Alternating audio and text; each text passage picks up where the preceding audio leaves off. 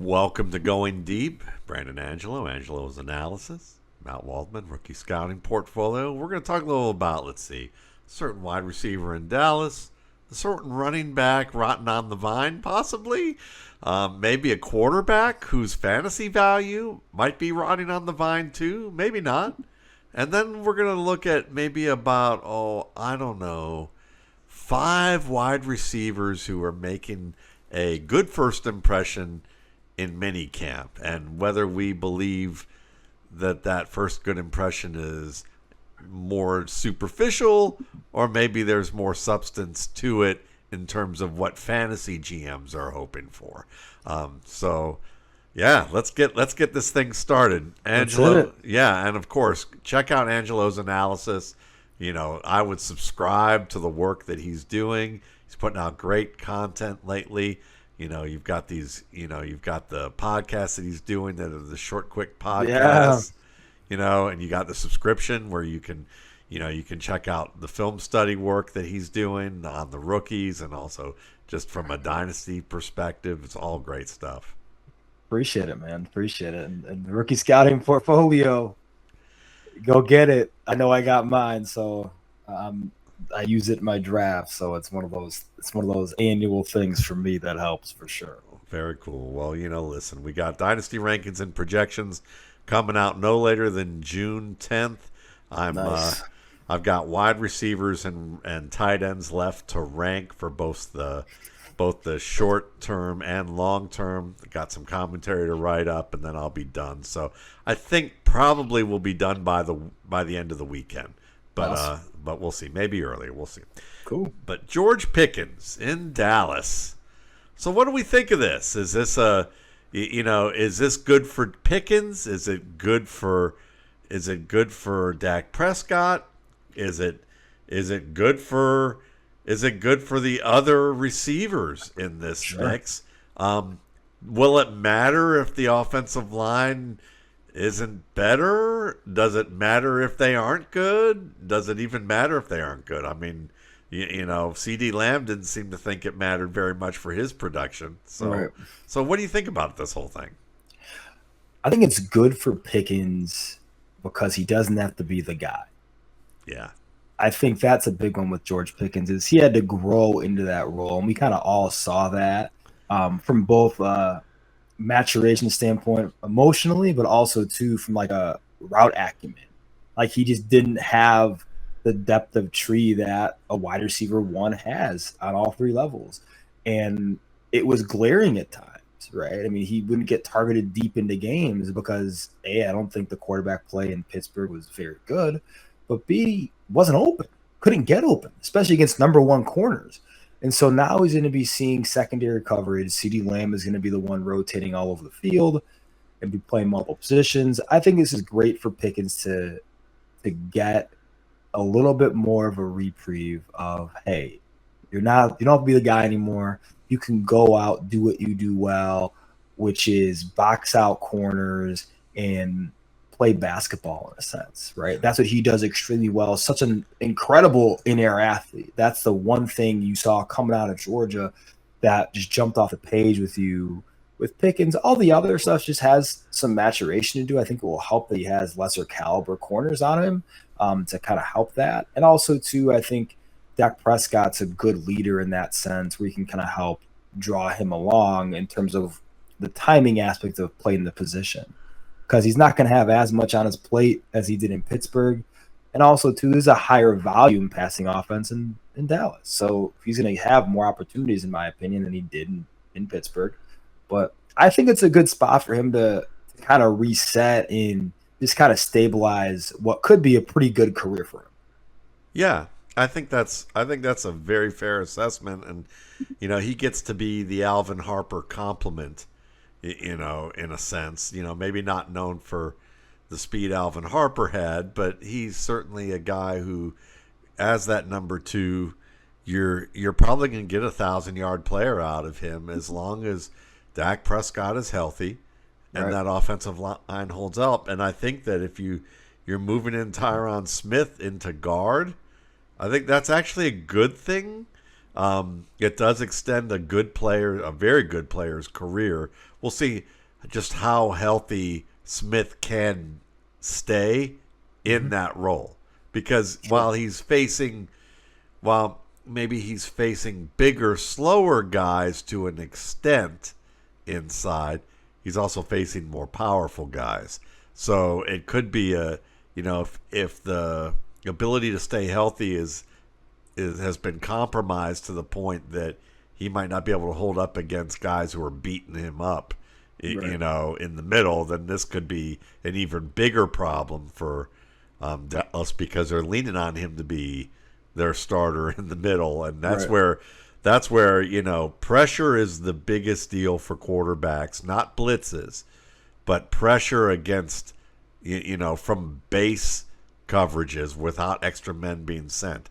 And when any quarterback deals with interior pressure, their completion percentage, their turnover rates, their yards per attempt against pressure is always the lowest aspect of their game, and it's the area that can be compromised the most. So if Smith can hold out up there, and the rest of that line can get at least marginally better, I mean, I don't see how you don't have Prescott have a rebound season and Right. get you within 4,000, 4,200 yards and get within 30 touchdowns and Pickens be a big part of that. Right. So, and I mean, we know that Jalen Tolbert wasn't ready to be really a wide receiver 2 in that offense, but I think he's a good wide receiver 3, and if he's not, certainly Cavante Turpin can be him and Tolbert can kind of team up together to give you what you'd want from one player, but you'll likely get out of two. And if Ferguson's healthy, then it'll be okay that they can Right. do that. For So, sure. yeah, I mean, I think people should be optimistic about Pickens as long as they're realistic about who he was, and likely will remain. Yeah, 100%. I agree. I think for Pickens, the biggest thing is going to be the consistency, right? I mean, consistency in terms of role, what he's asked to do, and just growing within that, I think is going to be kind of the biggest part for him and Prescott's marriage going forward. 100%. Yeah, for sure. Now, the biggest thing about Pickens maybe in Dallas is just Dallas is not a place for immature players. Should not be a place for immature players. And if he can't grow up, he might be there a year longer than some teams might put up with, Right. but it'll be ugly, Yeah. as a result. So, what about Breece Hall? There's news coming out that the Jets want to use Braylon Allen a lot more in this offense.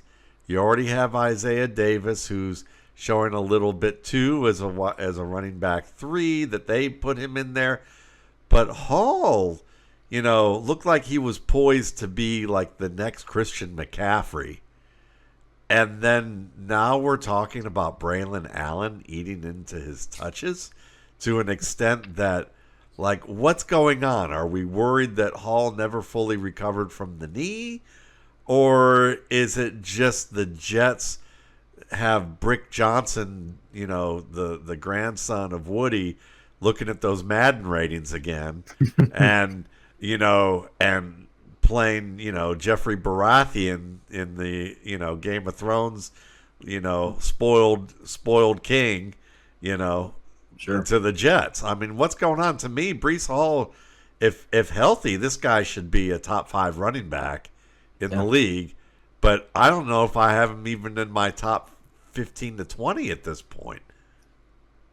Yeah, it's interesting. I think the one thing you look at is Tanner Engstrom's now the offensive coordinator there. He was obviously with the Detroit Lions before. I believe he was a pass game coordinator there. They're going to run a 2-back system, likely, right? But what you have to look at is who's going to be Jahmyr Gibbs and who's going to be David Montgomery. And obviously, I think it's going to be Breece Hall is going to be the Jahmyr Gibbs, and the other backs will get a shot at the Montgomery role, which is fine if Breece Hall is healthy. That's the thing is post ACL Breece Hall is different than pre ACL Breece Hall. If he's fully healthy, he's without a doubt. You're absolutely right. He's a top 5 running back in the NFL. Can do a lot of great things as a receiver, as a runner, super dynamic athlete, and can handle higher volumes of touches. But this offensive line in Jets land is not Detroit Lions. So that's the thing, is the per down efficiency is going to drop off. And if you run a 2-back system with 4 per down efficiency, then you just have 2 backs that are kind of in that mediocre no man's land, instead of having 2 backs like the Lions have that are Jahmyr Gibbs, a top 3 back in the NFL, and Dave Montgomery is probably somewhere in the mid-teens. And then in the fantasy world, he's sometimes a top 12 back if he plays all 17. I mean, that's how it will probably be. But with Braylon Allen and Breece Hall, I think you'll get some weeks where, yeah, you'll get the big time boom weeks against bad teams. And that's the tough thing, is with Hall and that offensive line and everything being really new in Jets land, I don't know if you're going to get like a super high-end season from Breece Hall. And he's someone, too, I think next year wouldn't surprise me if he's not playing in New York. But I think for right now, it's going to be kind of a wait and see. But I don't see that offense in general being that good. A 2-back system is great when your offensive line is strong, like you said. Now, when your offensive line is weak and your quarterback has holes in his game, and he's a runner, that's a huge one. Then now you're looking at an offense where everything becomes very predictable. Right. Because if you're not efficient, as you said, then what comes out of that is down and distance situations that become predictable. And then which back is in and that down and distance situation also enhances the predictability for the defense. When your quarterback isn't a super accurate or efficient decision maker from the pocket under pressure, who has difficulty managing the game as well, that becomes a predictable thing.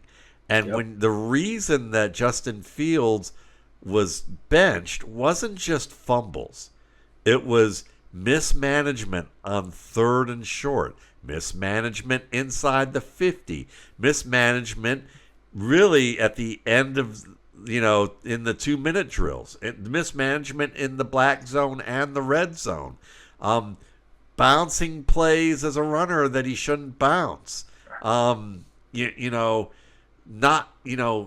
missing receivers who are wide open in their first window, and then trying to spend so much time trying to do the Kyler Murray thing that he doesn't have Kyler's quickness to do. He's more of he's quick, but he's not Kyler Murray quick, and even Murray doesn't get away with that very often either. So you just have all these issues that are going to compound and create a scenario where it's like Breece Hall is in prison right now, basically. He's in football prison. Dude, it's tough. I mean, think about it like this, too. Like, if in fantasy, you want touchdowns and receptions, right?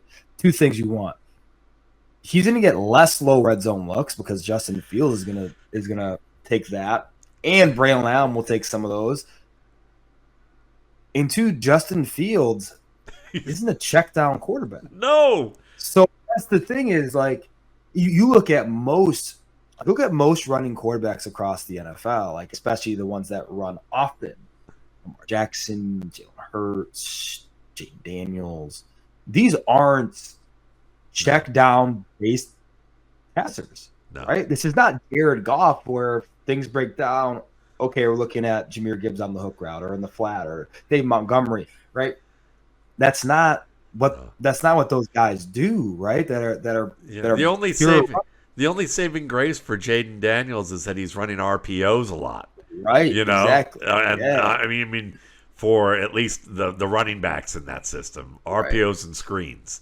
you know. Exactly. And so if you're not a super screen heavy system and you're rotating backs and your quarterback is taking a pretty good chunk of carries inside the 10-yard line, then I think it's just tough to assess Breece Hall's week to week value and just pinpoint. Like it's going to be, if they play like the Ravens or the Eagles or like one of these really good defenses, oh man, they're going to struggle to get inside the 30, let alone the low red zone. Yeah. So that's the thing is, I mean, I think the only asset in that offense that I want to touch is Garrett Wilson, just because I think he's going to. I mean, he might have 180 targets. I mean, holy cow! There is no one else in that room, and we saw DJ Moore have a 1,500-yard season or so with Justin Fields, and Garrett Wilson is much better than my opinion than DJ Moore is, but Justin Fields like a hyper target one guy. I think Mason Taylor has a good year there too. Yes. I saw Cole Kmet have almost 700 yards. Right. And Cole Kmet's no Mason Taylor as a receiver. No, right. I mean, that was like tight end 6, I think, tight end 7 maybe. Yeah. But yeah, we could see Mason Taylor have a nice year, but Breece Hall, I think that's just a little bit tougher to project because Justin Fields I think the over-under on his rushing touchdowns has to be like 9.5. Yeah. Like he's going to probably score 10 rushing touchdowns. So if he starts all 17. Yeah. And then I think the three moves I think related to the Jets are, Justin Fields is your quarterback too if he's not overvalued, just because of the rushing production. Garrett Wilson, obviously, for the targets, as you said, Mason Taylor. And then I'd say the last move is in Dynasty is if Breece Hall actually looks good in the limited touches that he gets and stays healthy, he might be a buy low in Dynasty formats just because he is younger and he probably will be finding a way to get out of there. I 100% agree, and I think if you're the Chicago Bears, you're poking around. Yeah. I think that's a big one when you look at, the landscape of the Bears offenses. That's kind of what they're missing. Like they're missing a high caliber back. Would you trade DJ Moore for Breece Hall in a draft pick? Yeah, absolutely.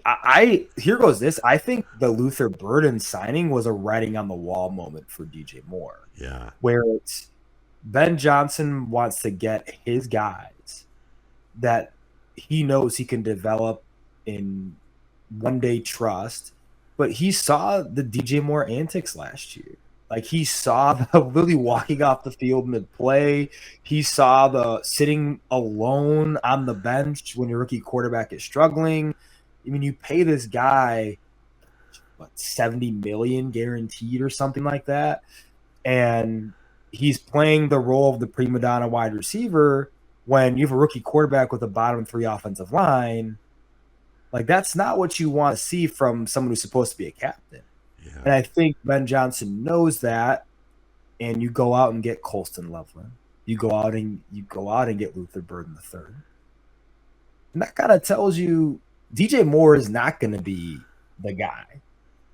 And I think duties are going to be split a little bit, but I think Roma Dunze, in my opinion, is someone who profiles as more trustworthy than DJ Moore on a down-to-down basis from a route acumen standpoint too. Like that's the thing. You have to design DJ Moore a ton of touches. Yeah. Like that's how he operates, right? So and with Justin Fields, you saw that. But to answer your question, yeah, I think Breece Hall moves the needle on that Bears offense more than DJ Moore does. Yeah, I think that's totally it. And Breece Hall is basically the best blend of Jahmyr Gibbs and David Montgomery when he's at his best. And if you need him to play a little more Gibbs, you can let Kyle Monangai play David Montgomery. Or you can let Breece Hall be the better Montgomery and let DeAndre Swift play the 2/3 Gibbs role.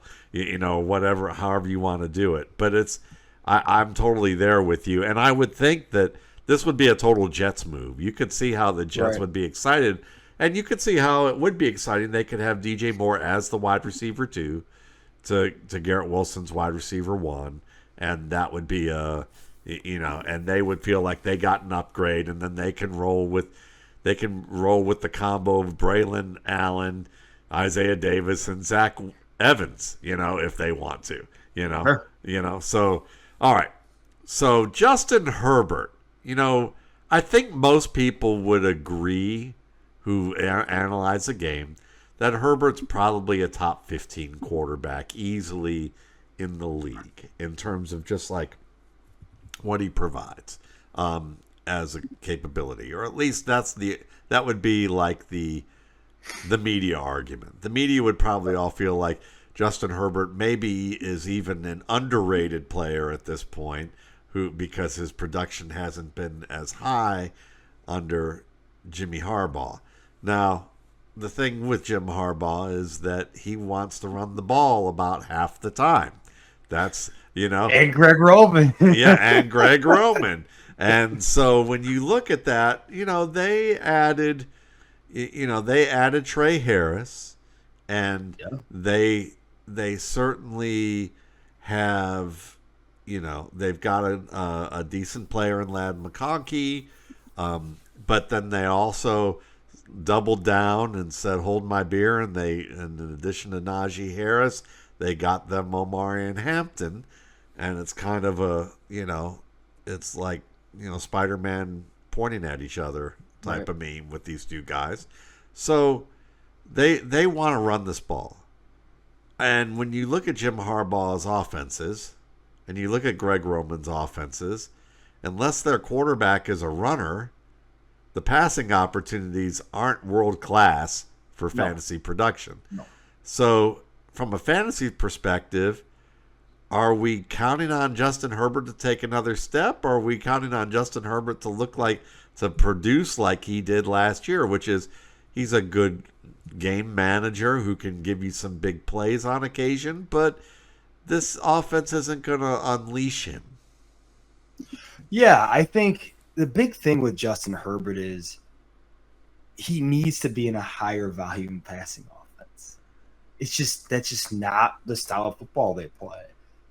Like, even like Ladd McConkey, like, oh my gosh, like, he would just thrive in just a system that, and he thrived as a rookie. But it's imagine just him in the Rams. Yeah, exactly. Like, just a West Coast, like we're throwing the ball, and you're gonna have to stop us from throwing the ball.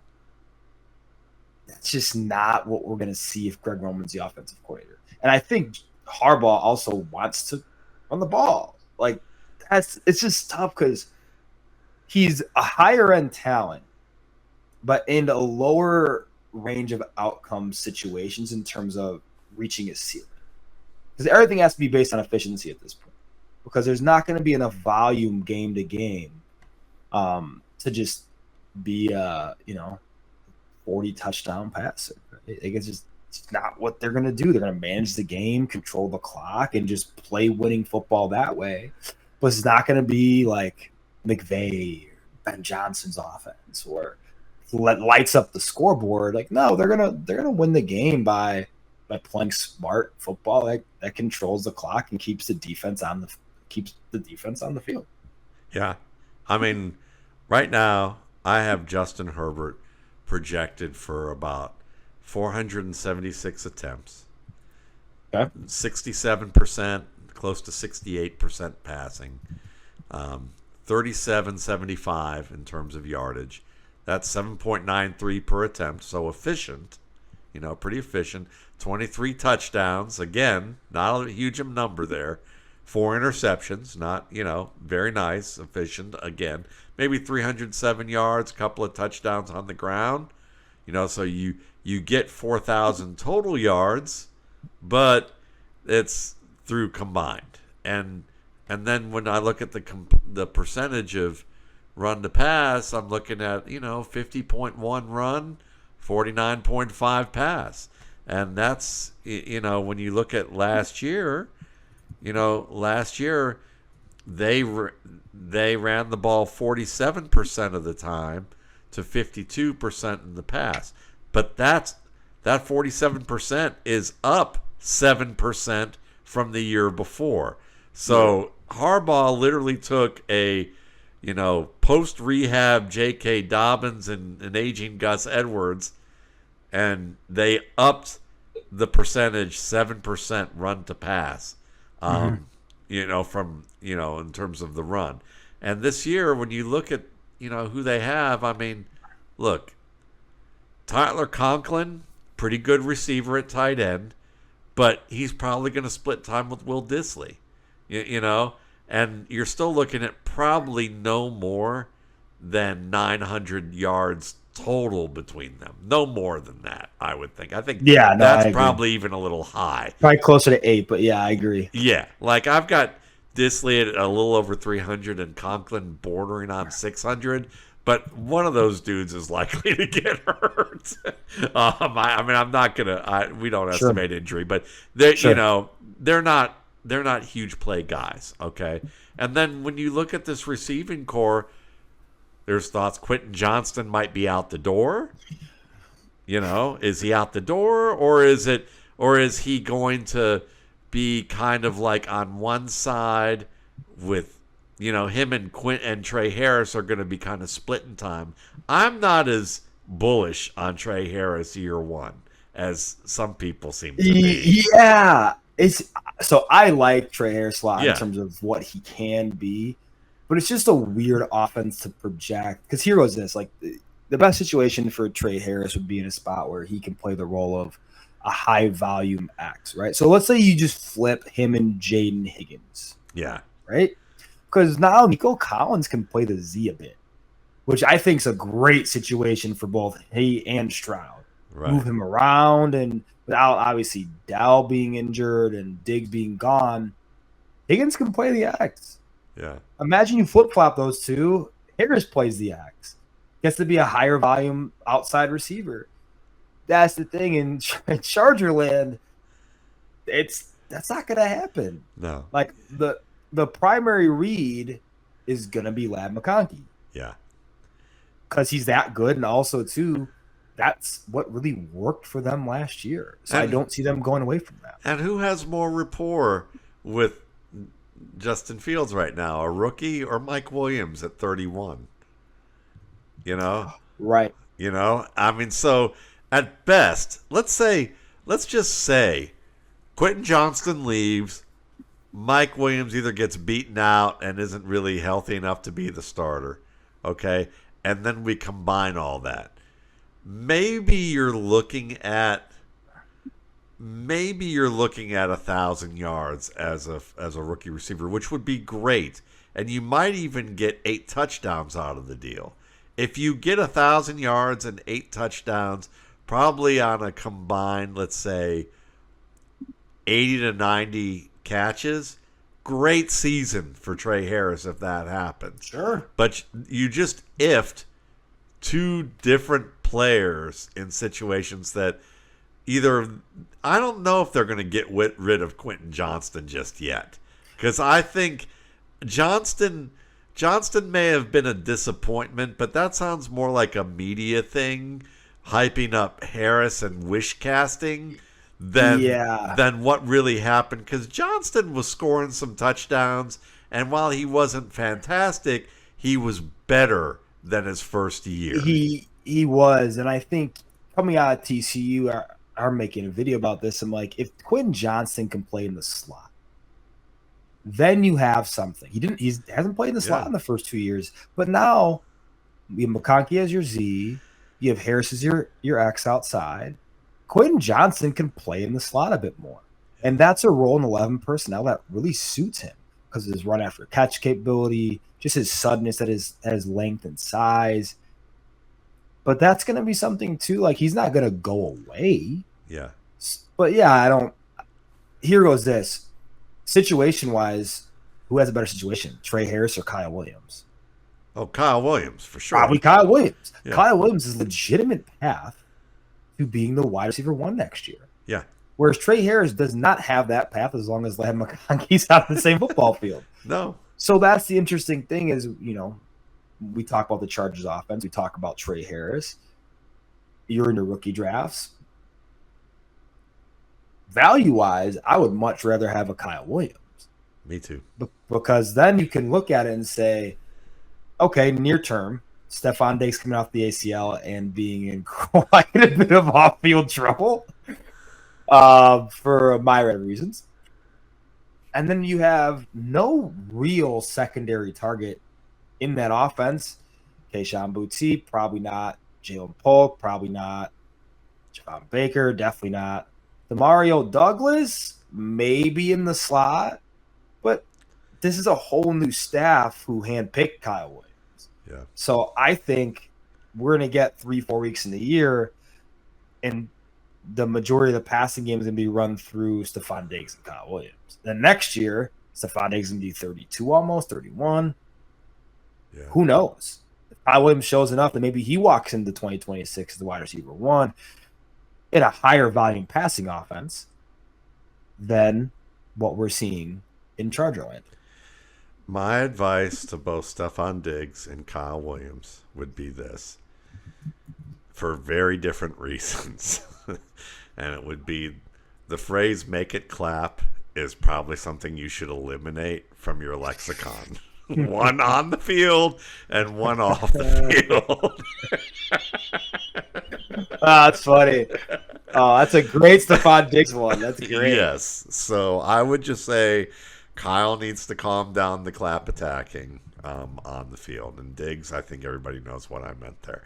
So, I mean, that's the thing. That's the only thing that really could get in the way with Kyle Williams being good is that he just clap attacks way too many, has a spate of drops, and the team loses confidence in him soon. Right. And I think that you're going to see him be a camp wonder. You're going to see a lot of great stuff from him. And then when the games start, that's where we're going to really see if he can hold on to the ball. It's going to be a confidence thing. I think here goes this. I mean, where he's probably one of the best parts of his game is his post-catch transitions. Yes.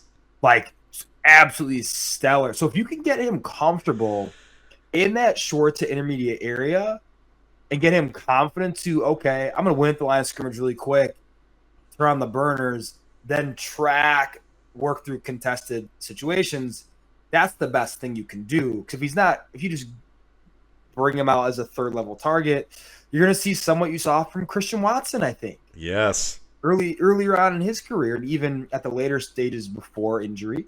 Kind of that same thing, whereas the third level inconsistency was just there, and in part because guys like that who are inconsistent at the third level, and Kyle Williams obviously way more depth in terms of their post-catch skills than Christian Watson, you got to get them comfortable with what they're great at first, and then move into some of the where are there gaps in their game, and then work through there, because confidence kills. If they're more confident in that, they say, okay, I can attack this, I can work on this.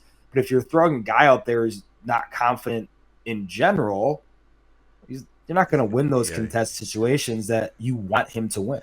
And he does fight the ball at every level. He catches it better at the shallow levels, but he's still fighting it. My biggest concern is he's going to have that Darius Toney first game with the Chiefs type of scenario, and the Patriots fans and the media are all just going to clench up. Right. And then the next thing we know is we don't hear from this kid again, and he gets labeled. And then it's a nasty situation. But he's good enough to be a wide receiver one. I'm there. Oh, for sure. It's just he's got to fix that. It's kind of like Deontay Johnson without the immaturity stuff. When Deontay Johnson came into the league, he was good at transitions. He was someone that gave you speed. Could he catch the ball? You know, and that's where we're kind of there with that. You know, it's like he's the boom bust receiver of this class, if you ask me, like the ultimate high end and low end. All right, so enough of the Chargers, enough of the Bears and Patriots here. Let's talk about some receivers under the radar. We'll wrap it up this way. These are guys I've seen making good first impressions in camp. Now, I haven't seen the film as to why. I've just read the descriptions, and the descriptions say to me Braxton Miller-esque Senior Bowl kind of thing going on, which is understandable. It's shorts and T-shirts. Not surprisingly, four of the five players I'm going to mention are fast or very quick. So speed seduces people. Jimmy Horn, fast, lightning quick. Dante Thornton, fast, big. Jordan Watkins, fast, quick.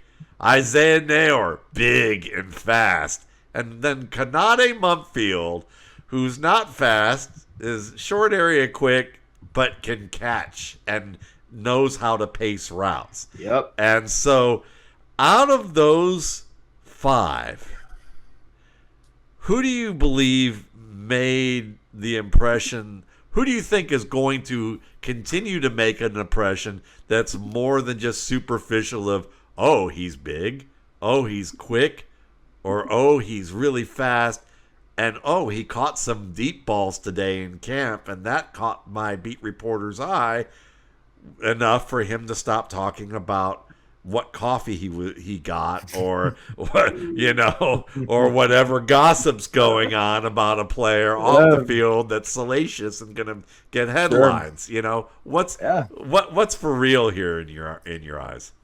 I'd say Horn for sure. Okay. I think he has jumped off the page just in terms of his quickness. I mean, there's not another receiver in that Panthers room like him. You can say Hunter Renfrow in a sense, right? But I think that ship has possibly sailed. I think Horn, by end of season, I think you're going to see McMillan on the outside. I think you'll see Coker in the slot a bit and Horn at the Z. I think that's probably the scariest three you can put out there. Thielen, I think that ship has sailed. I think he's a great mentor to the younger guys, but I don't think he's a starting caliber receiver anymore. I don't see Renfrow being that impactful. I think Horn can really work his way into either a slot role or a Z role there, and take pressure off of McMillan. I think that's a huge one. I think McMillan walks into a situation where he's going to have eyes on him a lot defensively, which I don't think is great for him in his play style now going into his rookie season. I think he needs pressure taken off him, especially vertically, because he's going to struggle there if there's additional eyes, I think. But I think Horn can take pressure off him and also be really good for Bryce Young. I think Mumpfield's the second one, because in Ramland, you're learning from Nakua and Adams. That's a great duo to learn from. But also, too, the wide receiver 3 spot in that offense is completely wide open. Do not sell me on Tutu Atwell being that guy, because I don't think he is. Tyler Higbee's fine as that move tight end that Whittington's like an RPO guy. Correct. Whittington is a very select role receiver. I think by season's end, it's not crazy to think that Mumpfield might start in 11. He brings a different element of consistency at the catch point that I think Atwell doesn't, that Whittington doesn't. So I think that in that respect, I think those are my two from that list. How about you? Yeah, I like it. Like for me, I'll say Mumpfield. I've been a Mumpfield fan for a while. I love how he paces routes. I love his contested catch point adjustments. I've joked he'd be the dark horse to win the Brandon Lloyd Invitational, sponsored by the RSP, if we ever win the Powerball a couple times over and can buy an island. And if there's any islands for sale, some of them I think are fairly cursed, so we'd probably need to get some hippies to come out there and sage the joint pretty good to reduce some of the juju. I don't know if I'd even buy any of those places, but anyway, Mumpfield would be a nice play, and as cheap as you can get him, why not take the shot? Because even if he's replaceable by year 2, year 3, you know the how cheap you can get him, I think makes sense. And I like guys who catch the ball. Horn, I'm interested in because the things that lowered his grade for me were I wanted to see more patience and suddenness with routes. But if you have a quarterback who maybe didn't throw timing routes very well and you felt like you needed to get to your spot and wait, or you had some things going on that you had to adjust your routes to your quarterback's behavior, maybe you abandon that a bit. There's a little clap attacking with this game that can be straightened out, but I can see the appeal for Horn, especially the fit the way you laid out. But he'll be my third guy. I think I'm going to roll with Isaiah Neyor. And right now it's mainly because of speed that they're impressed with him. But I've seen him make the contested grabs. They don't have anybody really with his size and speed on that team. I mean, it seems like that team is ready to kind of halfway out the door with him. I mean, it's like limbo land there with him. Like he could get better, but he's going to have to. He might be like 3/4 of the way through the year before he starts feeling like himself. Then I think I even say year 2. Yeah, and then because that knee. I mean, you look like Jordy Nelson from years ago, or any guy with an ACL tear often takes a full year, and then on top of that, you still have, Juwan Jennings wants to take the next step, and they're all impressed with what he's done work-wise, but is he really? He's not an outside guy in the classical sense. He can win contested. He can win underneath, but he's more of a zone player or off man type of player. He gets free access, and then he can win that way and adjust. So that leaves you with Ricky Pearsall, who certainly, probably the fastest guy of that group, or one of the fastest guys of that group, but he's a smaller player. So you're looking at more trying to get him in space, trying to get him to win off play action, and he's probably not ready to beat the top guy. I don't know. Neyor, to me, I just remember when Neyor was at Texas, and I remember that Steve Sarkisian just bragging about, I've got this 1-2 punch in Xavier Worthy and Isaiah Neyor, and we're going to be ready to roll. And then Neyor got hurt, So Neyor was just getting back into his own. So I think he makes the team. And I know that Cowing is a guy Jacob Cowing is a guy that people like. For sure, out of Arizona. For sure. So I see that. But I think Neyor could be that guy that maybe they look at him, and with a strong camp, they can say, well, we'll start with DeMarcus Robinson on the outside. And then as Ayuk gets kind of acclimated, or if we see anything back with Ayuk, if that doesn't work, maybe we'll put Neyor in, and Neyor just shows flashes. So he's a guy that I don't think he's gonna win a starting spot, but I think he'll be a guy that hangs around, and by year 2, suddenly they go, oh my God, look at this guy. He was good. He really showed up in year 1, but year 2 is like a totally different story. And right. I could see him being that exception to the rule. Yeah, I don't disagree with that at all. There's just a lot of question marks in Ninerland, right? Ayuk, we don't know what he's going to be, when he's going to be it. Pearsall has already a hamstring injury into camp. He's had injuries the last 3 years, going back to Florida. George Kittle, he's getting up there in age.